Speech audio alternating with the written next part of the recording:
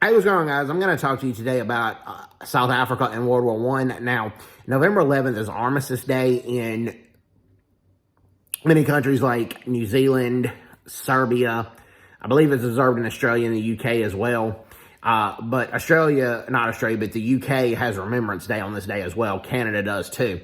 But the Armistice Day commemorates November 11th, 1918, which is when World War I officially ended. Now, South Africa played a vital role in World War I. Let me explain this.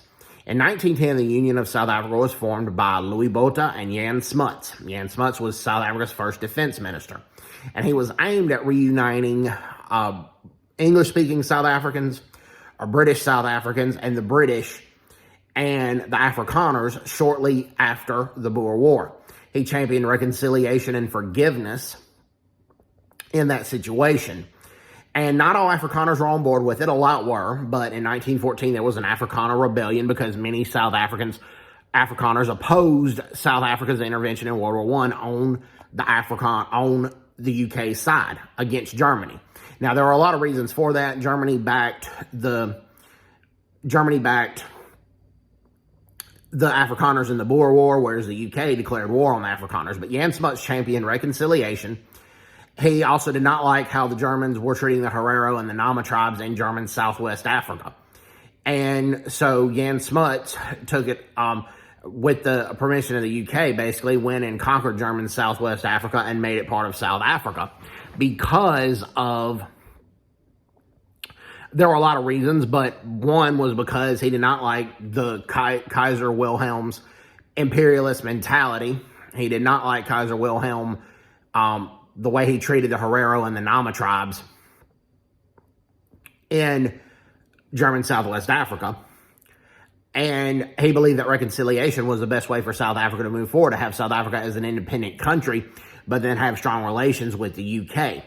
And Jan Smuts was really a proponent of the Commonwealth of Nations, where the people would side with Great Britain most of the time, but they had independent autonomy as well.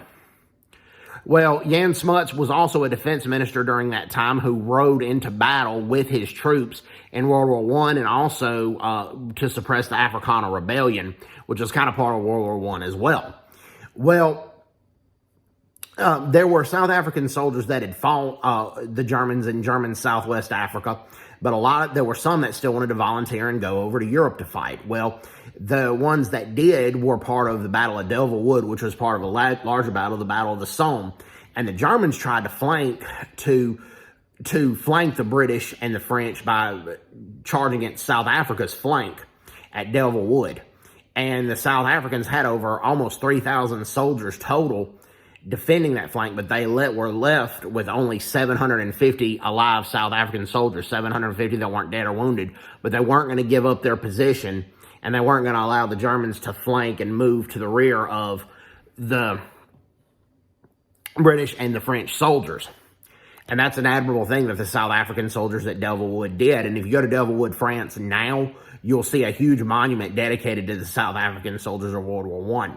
Armistice Day has largely been forgotten in South Africa, and the African National Congress is a large reason for that, but it's not just them. The National Party, who came to power in 1948 in South Africa and implemented the rigid apartheid structure.